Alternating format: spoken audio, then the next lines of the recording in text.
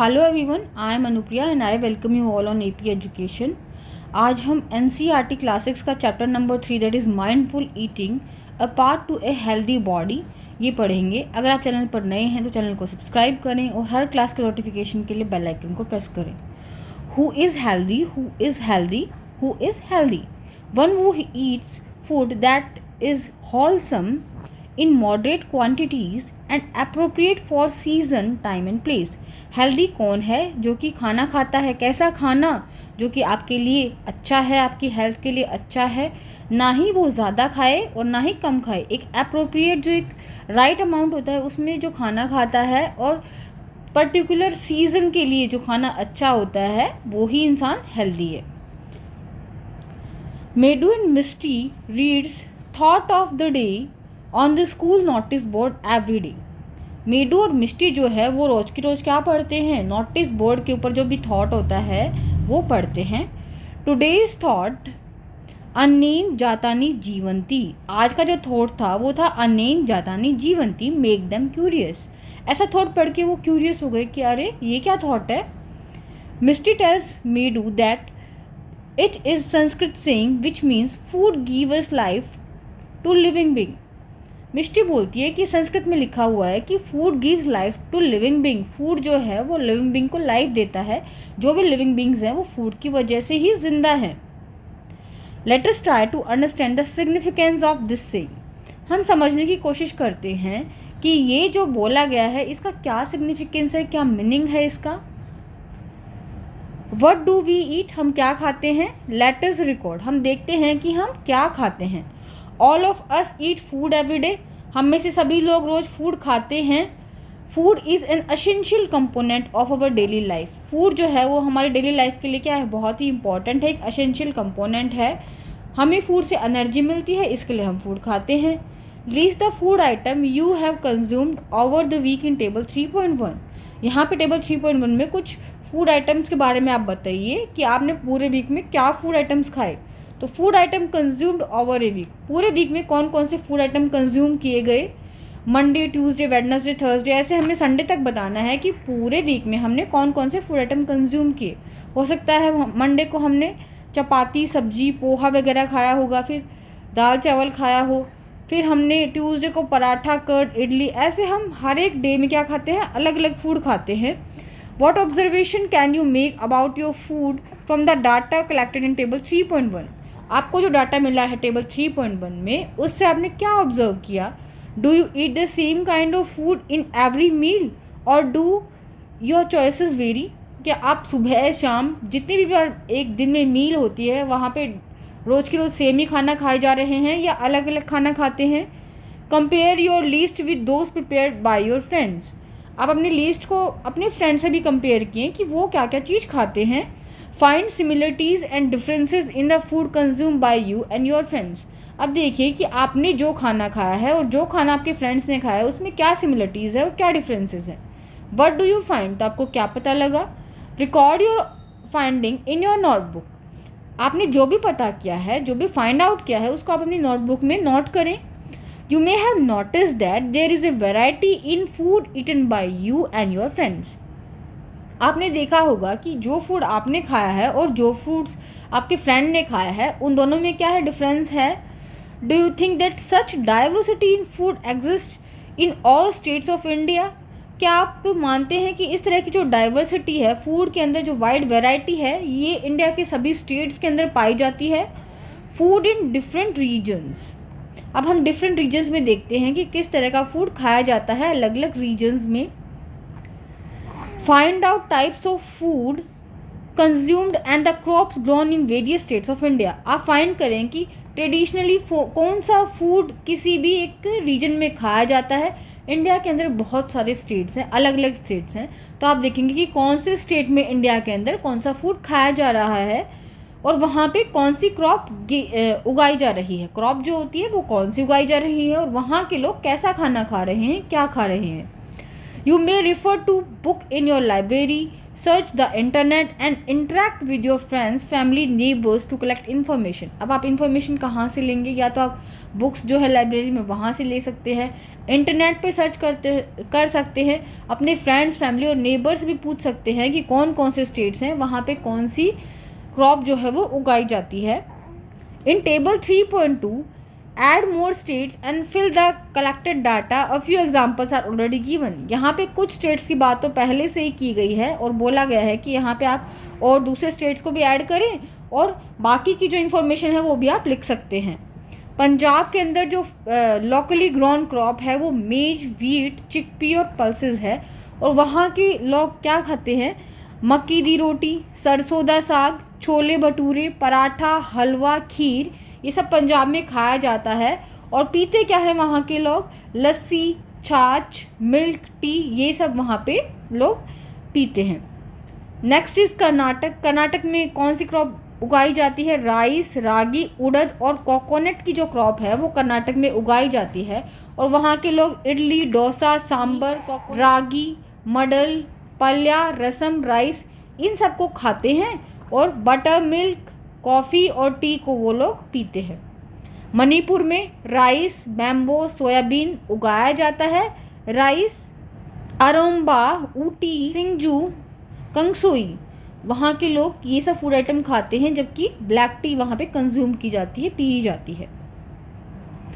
Y do we see diversity in traditional food consume in various states of our country?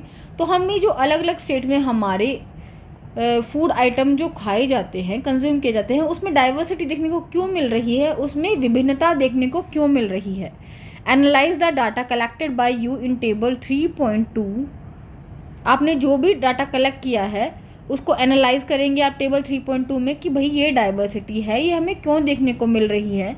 Are there food item that are common across many states? क्या कुछ food item ऐसे हैं जो कि सभी states के अंदर खाए जा रहे हैं? Make a list of those food item. आप उन फूड आइटम की लिस्ट बनाएं जो कि सभी स्टेट्स के अंदर कॉमन है, कॉमनली यूज किए जाते हैं. You may find that some food item are common in many states while some are eaten only a particular states. आप देखेंगे कुछ फूड आइटम जो है ना वो तो बहुत सारे स्टेट्स में खाए जाते हैं, लेकिन कुछ जो फूड आइटम है वो एक पर्टिकुलर स्टेट के अंदर ही खाए जाते हैं. What relation do you find between the traditional food item and locally grown crop? तो ट्रेडिशनल फूड आइटम जो एक स्टेट के अंदर खाए जाते हैं, खाए जा रहे हैं और आगे भी खाए जाएंगे, मतलब ट्रेडिशनली वहाँ पे चलते हैं, तो उन फूड आइटम के अंदर और जो लोकली वहाँ पे क्रॉप उगाई जाती है उस जगह पर, उस स्टेट के अंदर, उसके अंदर क्या सिमिलरिटीज़ है? You must have observe that traditional food item of any state is usually based on the crop grown in the state. आपने देखा होगा कि जो ट्रेडिशनल फूड आइटम है वो फूड आइटम है जो क्रॉप वहाँ पे उगाई जाती है, उनसे जो फूड आइटम बनते हैं वही फूड आइटम वहाँ पे ट्रेडिशनली खाए जाते हैं. India is an agricultural country with diverse soil and climate types. India क्या है? एक एग्रीकल्चर कंट्री है, यहाँ पे बहुत सारी खेती की जाती है, लेकिन यहाँ की मिट्टी कैसी है? अलग अलग मिट्टी है यहाँ पर, अलग अलग स्टेट्स के अंदर, और यहाँ पे क्लाइमेट भी, बहुत सारे क्लाइमेट भी पाए जाते हैं. Various crop are grown in different region depending on the soil type and climatic conditions. यहाँ पे बहुत सारी क्रॉप उगाई जाती हैं. किसके ऊपर डिपेंड करेगा कि कौन सी क्रॉप उगाई जा रही है? देखा जाएगा कि वो कैसी मिट्टी है, वहाँ की क्लाइमेटिक कंडीशंस कैसी हैं, तो उसी की बेसिस पर यहाँ पर बहुत सारी क्रॉप को उगाया जाता है.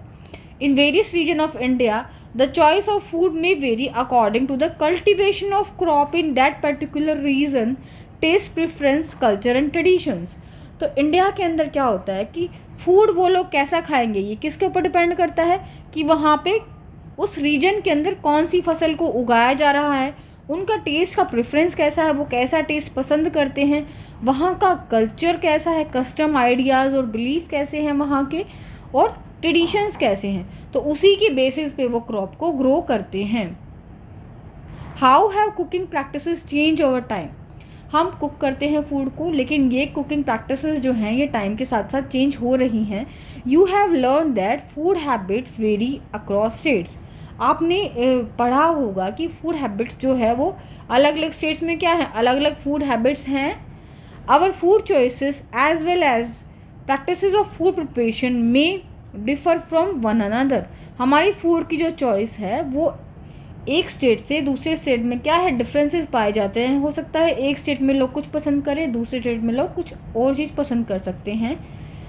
However, food habits and cooking practices change over time। क्या हमारी फूड हैबिट्स है और जिस तरीके से हम खाना बनाते थे वो जो मेथड है क्या वो समय के साथ चेंज हुआ है। Let us interact and find out. Prepare a list of question for gathering information from elderly people about their food habits and cooking practices. हम एक क्वेश्चंस की लिस्ट बना लेंगे कि हमें क्या क्या पूछना है, हमारे घर में जो भी एल्डर्स हैं उनसे हमें क्या क्या पूछना है कि उस ज़माने में कैसे कुकिंग होती थी, लोग क्या खाते थे। Following are some of the sample questions. यहाँ पे कुछ क्वेश्चंस दिए गए हैं, इस तरह के क्वेश्चन की हम एक लिस्ट बना लेंगे और अपने एल्डर से पूछेंगे। What kind of food do you still eat and what is new.